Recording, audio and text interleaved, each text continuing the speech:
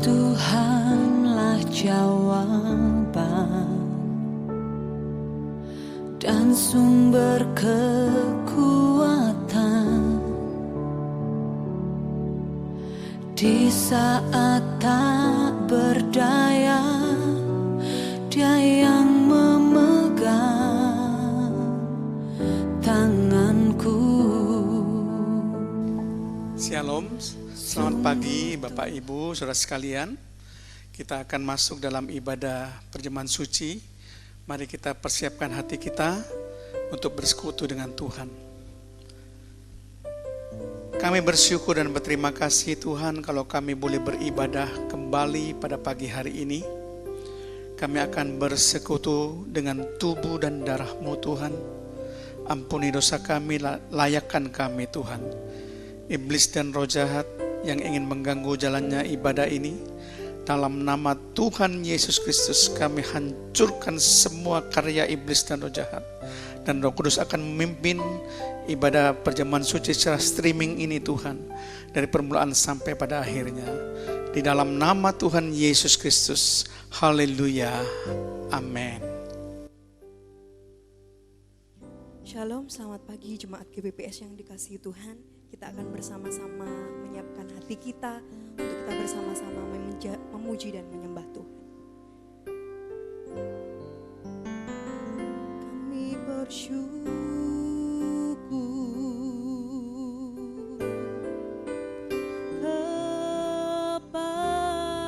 kepada Tuhan.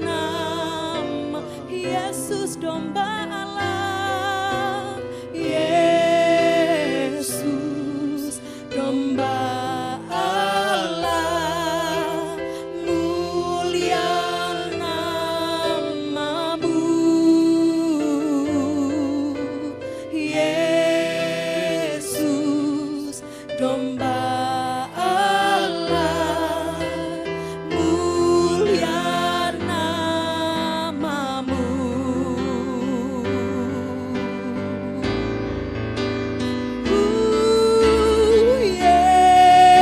Yesus, domba Allah, mulia namamu.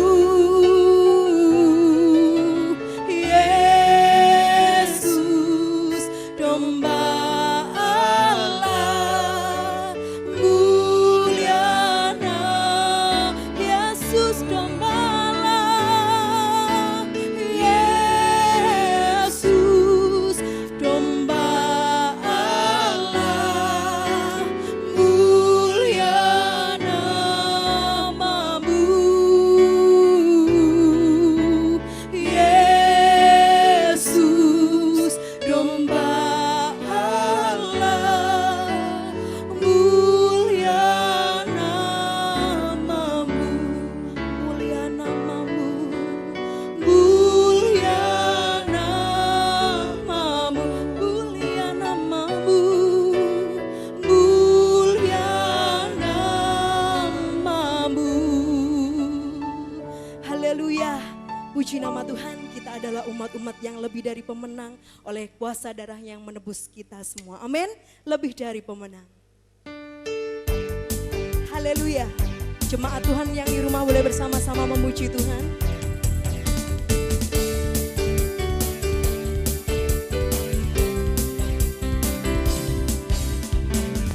Lebih dari pemenang dalam segala perkara. Iblis telah dikalahkan oleh kuasa darahnya. Jika Allah di pihak kita, siapa dapat melawan? Kita lebih dari pemenang. Haleluya. Kibarkanlah panjinya, Yesus Raja segala raja. Haleluya. Bangkitlah gerejanya, kita lebih dari pemenang. Amin. Lebih dari pemenang dalam segala perkara. Iblis telah dikalahkan oleh kuasa darahnya.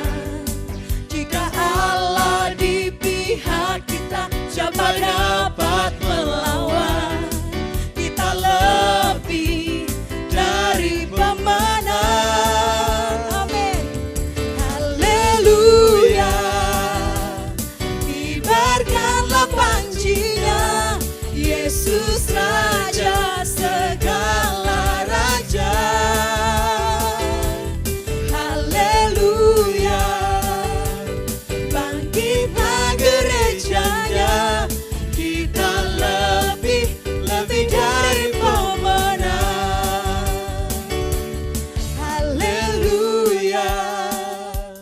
Kibarkanlah panjinya, Yesus Raja segala raja.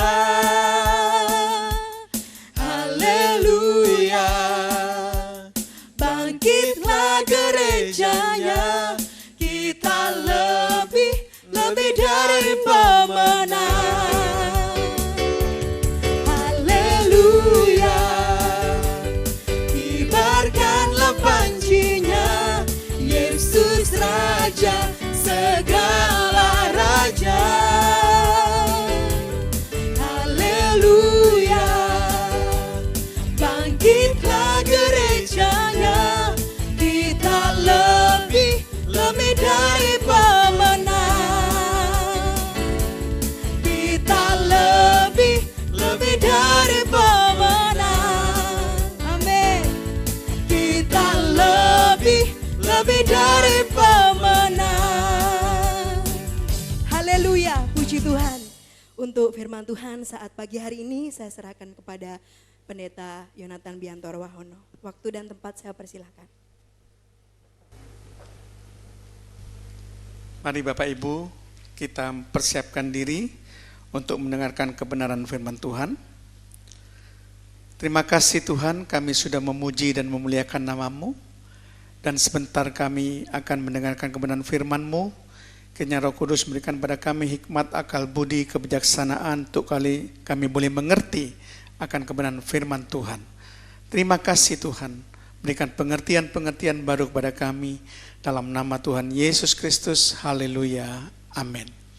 Bapak Ibu Saudara sekalian, pada kesempatan pagi hari ini, saya ingin menyampaikan kebenaran firman Tuhan yang saya beri judul, Pelajaran Berharga dari Esra. Sekali lagi, pelajaran berharga dari Esra. Nah, kalau kita meneliti kitab Esra yang terdiri dari 10 pasal, nah, kitab ini dibagi menjadi 2 bagian. Bagian yang pertama 6 pasal, pasal 1 sampai pasal 6. Bagian yang kedua 4 pasal, pasal 7 sampai pasal 10. Nah, 6 pasal pertama itu menceritakan tentang karya dari Zerubabel, sedangkan 4 pasal terakhir menceritakan karya dari Esra. Kita tahu bahwa kitab Esra ini menceritakan tentang bagaimana Zerubabel dan Esra ini memimpin rombongan bangsa Israel dalam pembuangan di Babel kembali ke Yerusalem. Rombongan yang pertama dipimpin oleh Zerubabel dan kemudian rombongan yang kedua dipimpin oleh Esra. Zerubabel memimpin kembalinya bangsa Israel dari Babel ke Yerusalem itu pada zaman Raja Kores, Raja Persia, sedangkan Esra memimpin bangsa Israel pulang dari pembuangan di Babel ke Yerusalem pada zaman Raja Artasasta, juga Raja Persia. Dan kemudian ada juga rombongan ketiga yang dipimpin oleh Nehemia. Bapak Ibu bisa nanti membaca dalam kitab Nehemia pasal 1 sampai pasal 6 dari 13 pasal kitab Nehemia. Nah, Bapak Ibu sekalian, yang sangat menarik sekali kita melihat bahwa Zerubabel ini adalah seorang bupati Israel, Bapak Ibu. Ya, dia bergerak dalam politik, tetapi kalau Bapak Ibu perhatikan dalam Esra pasal 2 ayat yang kedua, Zerubabel ini memimpin rombongan bangsa Israel pulang dari pembuangan dari Babel menuju ke Yerusalem. Ya, jadi Zerubabel ini juga membantu pembangunan kenisah atau bait suci dari bangsa Israel. Nah, sekarang kita lihat masalah Esra, itu menjadi titik pokok dari renungan kita, saudara ya. Kalau saya lihat tema kehidupan Esra itu adalah tangan Tuhan Allahku melindungi. Jadi kalau saya perhatikan tema kehidupan Esra itu adalah tangan Tuhan Allahku melindungi. Nah, kata-kata ini begitu banyak disebutkan, kurang lebih ada 6 kali dalam pasal 7 dan pasal 8, Bapak Ibu. Jadi kata tangan Tuhan Allahku melindungi diulang-ulang oleh Esra ini dalam pasal 7 dan pasal 8. Misalnya saja kita lihat di pasal 7, Bapak Ibu bisa melihat di ayat yang ke-6, ayat yang ke-9, dan ayat yang ke-28. Kemudian di pasal yang ke-8, Bapak Ibu bisa melihat istilah tangan Tuhan Allah dan Allahku melindungi, itu disebutkan dalam ayat 18, ayat 22, dan ayat 31. Ada baiknya kita akan membaca satu ayat dan pasal 7, satu ayat pasal 8 untuk mewakili yang ke-6 istilah yang menjadi tema kehidupan Esra ini. Kita baca Esra 7 ayat yang ke-6. Esra ini berangkat pulang dari Babel. Ia adalah seorang ahli kitab, mahir dalam Taurat Musa, yang diberikan Tuhan Allah Israel, dan raja memberi dia segala yang diingininya. oleh karena tangan Tuhan Allahnya melindungi dia. Nah, kata ini selalu diucapkan menjadi tema kehidupan Esra.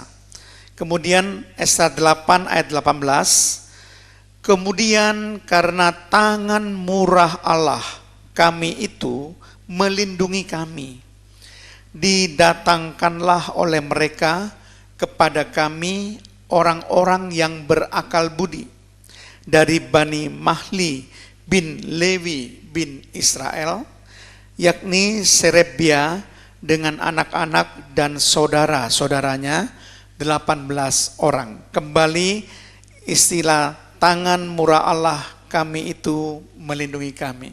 Jadi memang betul-betul ini menjadi tema kehidupan Esra.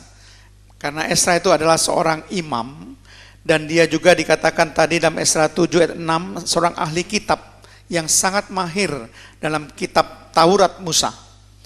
Dia sangat luar biasa, seorang pribadi yang sangat luar biasa, dan dia punya pengetahuan yang luas tentang Taurat, saudara. Ya, tema tangan Tuhan Allahku melindungi ini merupakan tema utama dari kehidupan Esra, saudara.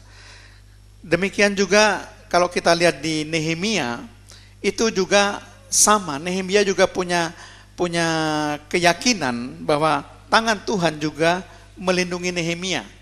Jadi memang kembalinya bangsa Israel dari pembuangan Babel itu dipimpin oleh 3 orang, yaitu Serubabel, Esra, dan Nehemia.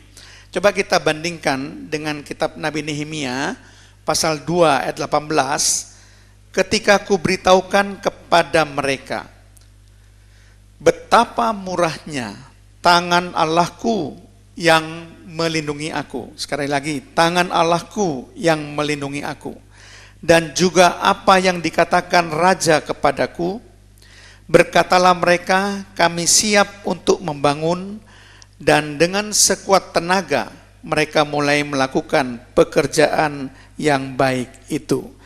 Nah, Bapak Ibu sekalian, jadi tema utama yang saya sebutkan dalam kehidupan Esra itu adalah tangan Tuhan Allahku melindungi. Nah, kita sekarang akan mencoba menggali, Bapak Ibu. Kira-kira apa sih pelajaran berharga dari Esra yang bisa kita ambil pada pagi hari ini, supaya kita bisa menjadi anak Tuhan yang betul-betul punya kehidupan yang berkenan kepada Tuhan. Nah, yang pertama, kalau saya selidiki dari kitab Esra ini, Esra menggunakan harta itu dengan benar, Bapak Ibu. Bukan untuk memuaskan hawa nafsu, tetapi memprioritaskan Tuhan. Jadi dia memuliakan Tuhan dengan hartanya. Mari kita akan membaca bersama-sama di dalam Esra pasal 7 ayat yang ke-18, ayat yang ke-20 dan ayat yang ke-23. Ya, ayat yang ke-18 dulu. Tetapi apa yang dianggap baik olehmu dan oleh saudara-saudaramu untuk diperbuat dengan perak dan emas yang selebihnya, boleh kami perbuat sesuai dengan kehendak Allahmu. Perhatikan, sesuai dengan kehendak Allahmu.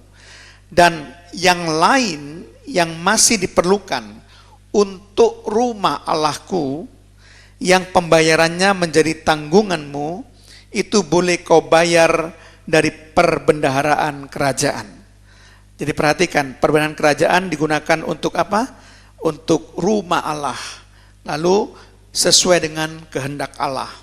Kemudian ayat 23.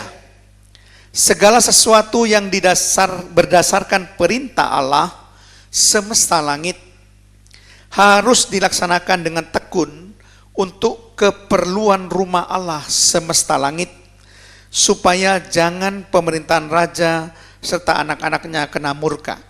Jadi harta perbendaharaan kerajaan digunakan dengan baik oleh Esra ini untuk keperluan rumah Allah. Itu menandakan bahwa Tuhan menjadi prioritas. Digunakan sungguh-sungguh harta itu sesuai dengan kehendak Allah. Kemudian juga harta itu digunakan untuk menyediakan korban persembahan bagi Allah. Coba kita lihat Esra 7 ayat 17.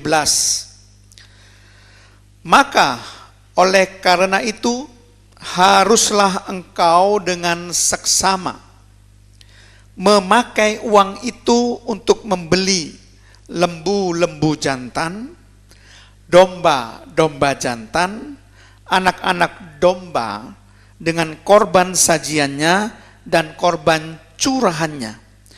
Dan haruslah semuanya itu kau persembahkan di atas mezbah di rumah Allahmu yang ada di Yerusalem. Perhatikan, dikatakan di sini bahwa uang itu digunakan untuk membeli lembu jantan, domba jantan, anak domba, korban sajian, korban curahan. Jadi Bapak Ibu sekalian, jadi betul-betul penggunaan uang itu sungguh-sungguh sesuai dengan kehendak Allah, digunakan untuk menyediakan korban persembahan bagi Allah. Kemudian juga digunakan untuk apa harta itu? Untuk mendatangkan hamba Tuhan yang melayani di rumah Allah.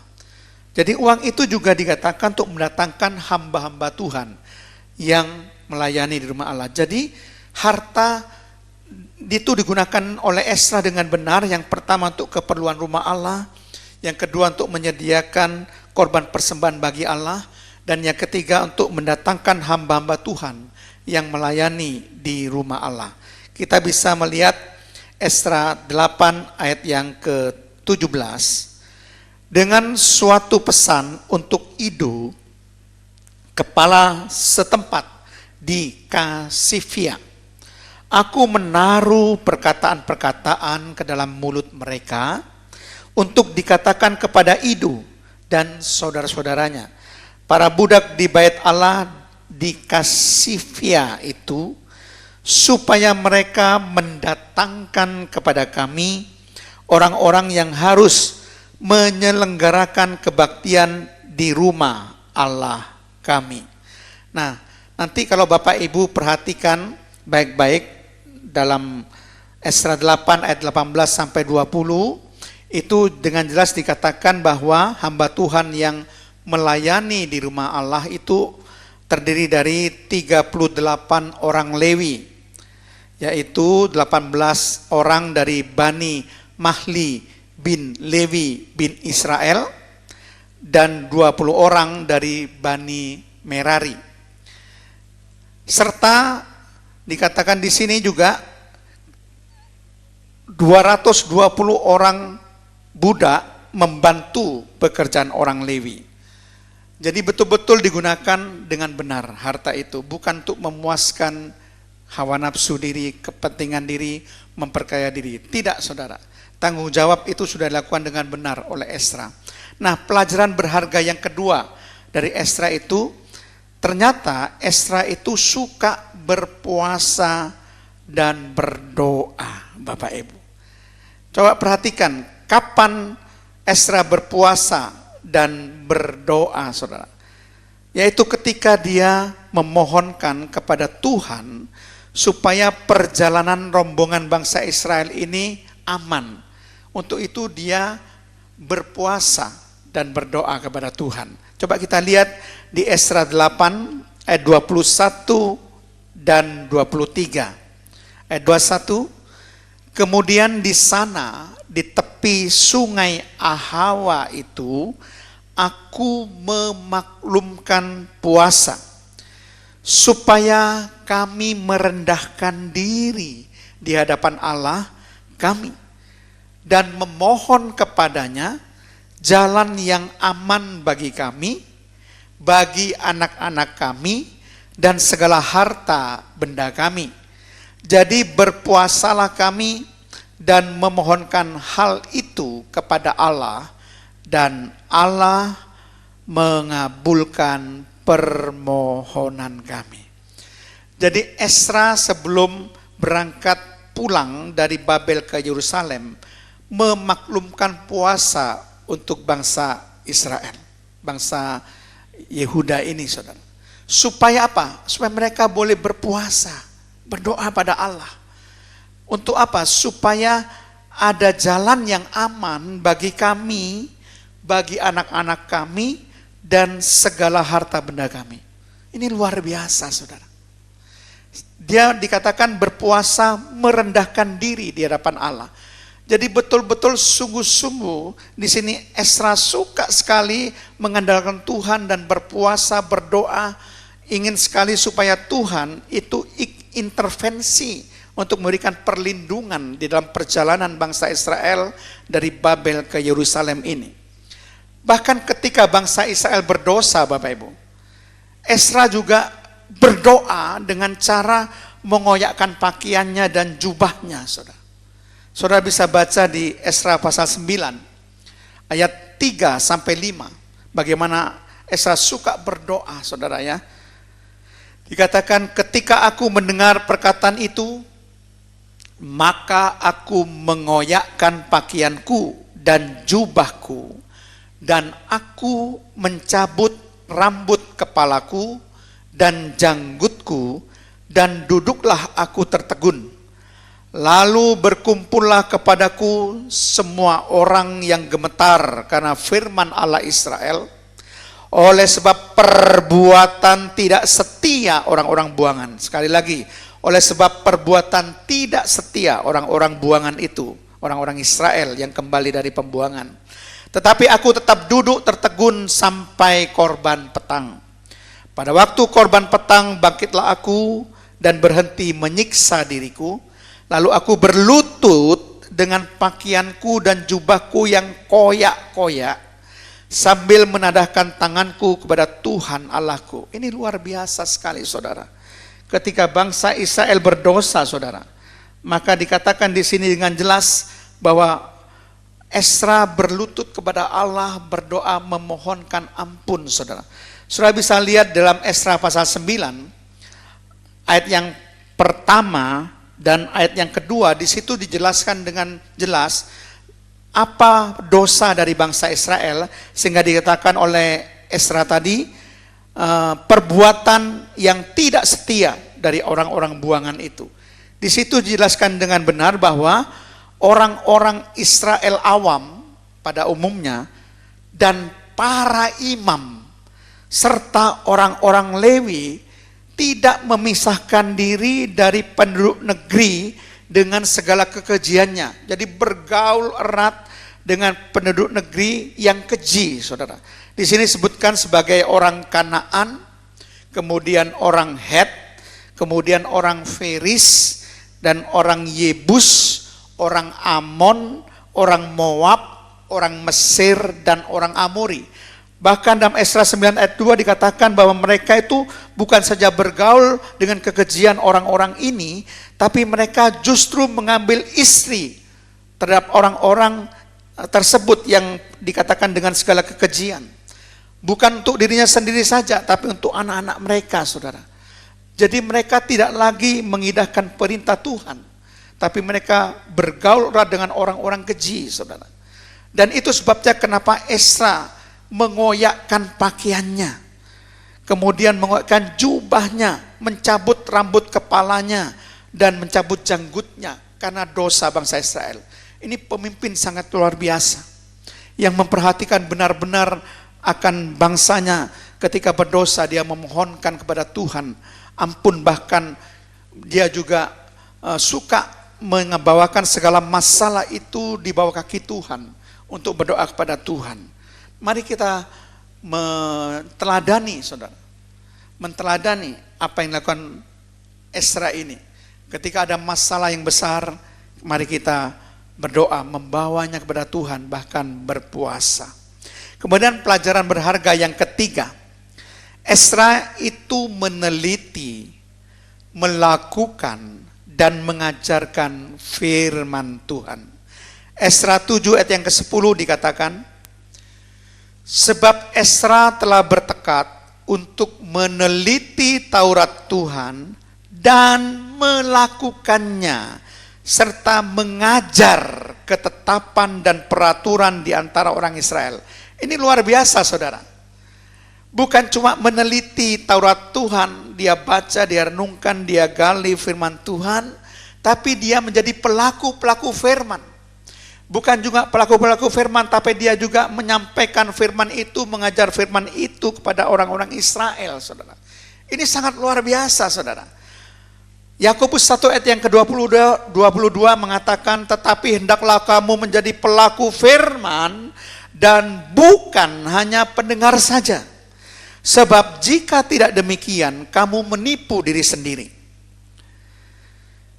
Kemudian dalam 1 Petrus 4 ayat 11 dikatakan, jika ada orang yang berbicara, baiklah ia berbicara sebagai orang yang menyampaikan firman Allah. Jika ada orang yang melayani, baiklah ia melakukannya dengan kekuatan yang dianugerahkan Allah, supaya Allah dimuliakan dalam segala sesuatu, karena Yesus Kristus ialah yang mempunyai kemuliaan dan kuasa sampai selama-lamanya. Jadi ternyata saudara perhatikan baik-baik di sini, Ezra ini adalah suka baca firman, suka gali firman, melakukan firman dan mengajarkan firman. Bahkan dia ini orang yang penuh dengan firman, saudara. Firman Tuhan mengatakan dalam 1 Petrus tadi pasal 4 ayat 11, supaya mulut kita ini penuh dengan firman, berbicara, menyampaikan firman pada orang lain.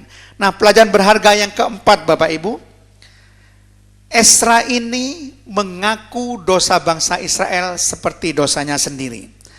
Ezra 10 ayat yang pertama, sementara Ezra berdoa dan mengaku dosa, sambil menangis dan bersujud di depan rumah Allah, berhimpunlah kepadanya jemaat-jemaat orang Israel yang sangat besar jumlahnya.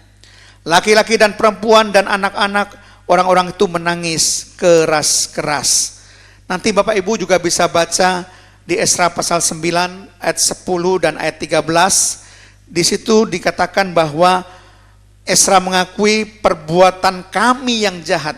Jadi perbuatan bangsa Israel yang jahat dan kesalahan kami yang besar. Kesalahan bangsa Israel yang besar.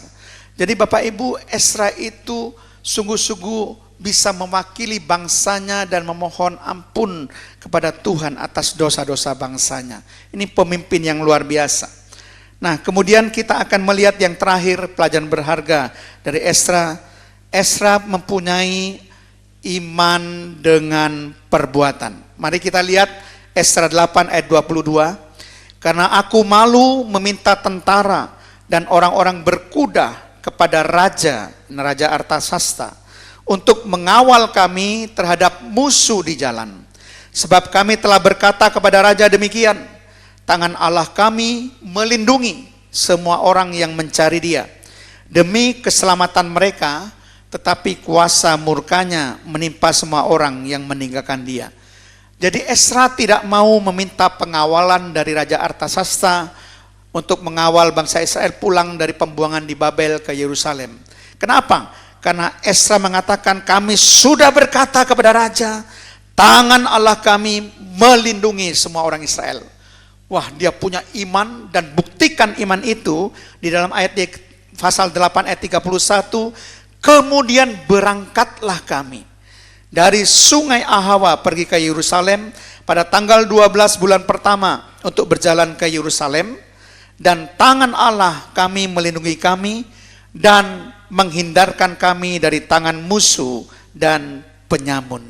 Nah, dia bukan cuma hanya berteori, saudara. Langsung dia berangkat memang tanpa pengawalan dari tentara Raja Artasasta. Dan ternyata tangan Allah melindungi bangsa Israel dan menghindarkan bangsa Israel dari tangan musuh dan penyamun. 5 pelajaran yang kita ambil pada pagi hari ini. Yang pertama, saudara, Ezra menggunakan harta dengan benar, dengan memprioritaskan Tuhan untuk keperluan rumah Tuhan, untuk menyediakan korban persembahan bagi Tuhan, dan mendatangkan hamba-hamba Tuhan yang melayani di rumah Tuhan. Kemudian yang kedua, Ezra suka berdoa dan berpuasa.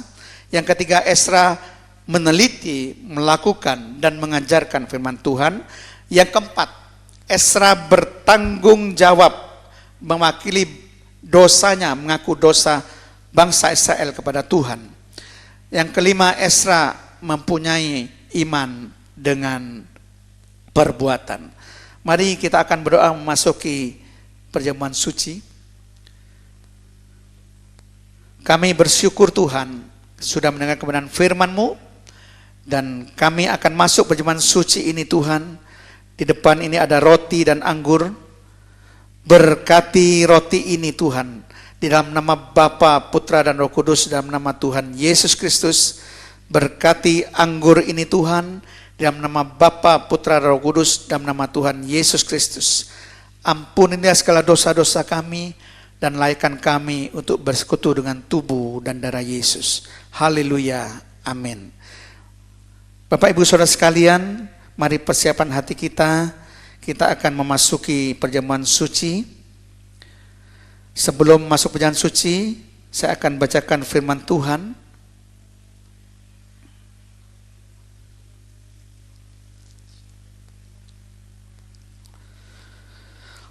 Sebab setiap kali kamu makan roti ini dan minum cawan ini, kamu memberitakan kematian Tuhan sampai Ia datang. Jadi barang siapa dengan cara yang tidak layak makan roti atau minum cawan Tuhan, ia berdosa terhadap tubuh dan darah Tuhan. Karena itu hendaklah tiap-tiap orang menguji dirinya sendiri, dan baru sesudah itu ia makan roti dan minum dari cawan itu. Karena barang siapa makan dan minum tanpa mengakui tubuh Tuhan, ia mendatangkan hukuman atas dirinya. Sebab itu banyak di antara kamu yang lemah dan sakit, dan tidak sedikit yang meninggal. Mari kita menguji diri kita, minta ampun, supaya kita dilayakkan bersekutu dengan tubuh dan darah Yesus. Mari angkat roti dengan tangan kanan ke atas. Dan sesudah itu ia mengucap syukur atasnya. Ia memecah-mecahkannya dan berkata, inilah tubuhku yang diserahkan bagi kamu. Perbuatlah ini menjadi peringatan akan aku. Bukankah roti yang dipecah-pecahkan adalah bersekutu dengan tubuh Yesus? Haleluya. Mari kita makan dengan iman dalam nama Tuhan Yesus Kristus.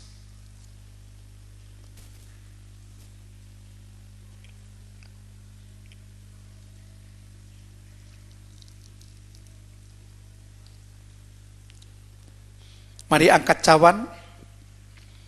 Demikian juga yang mengambil cawan sesudah makan lalu berkata, cawan ini adalah perjanjian baru yang dimateraikan oleh darahku. Perbuatlah ini setiap kali kamu meminumnya menjadi peringatan akan aku. Bukankah cawan pengucapan syukur yang atasnya kita bersekutu adalah persekutuan dengan darah Yesus? Haleluya.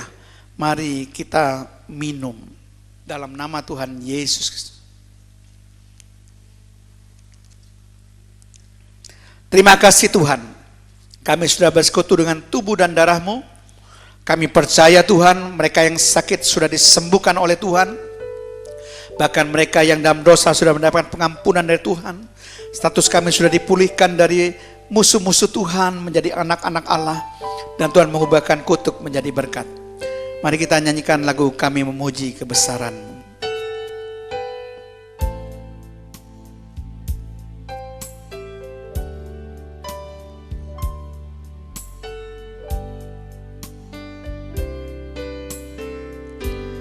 Kami memuji kebesaran-Mu, ajaib Tuhan, ajaib Tuhan. Kami memuji kebesaran-Mu, ajaib Tuhan, ajaib Tuhan, ajaib Tuhan, ajaib Tuhan, ajaib Tuhan.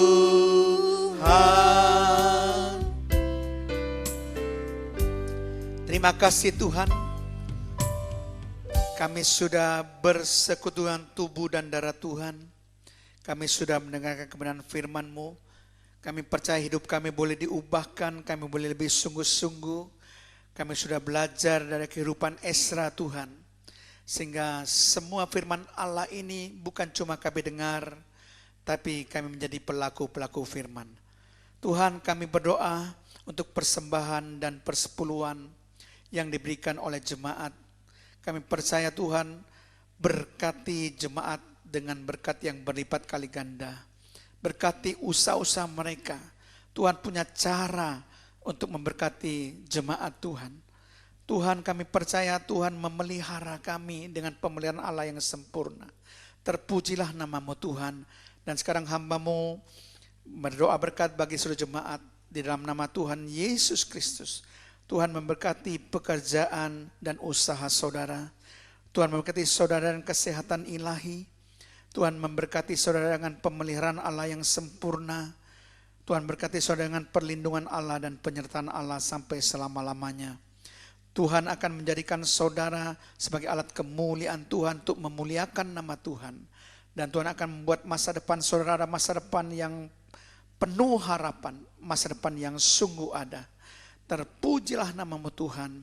Kasih karunia daripada Allah Bapa, cinta kasih Allah Putra, serta persekutuan Allah Roh Kudus memberkati dan menyertai kita semua mulai sekarang dan sampai selama-lamanya.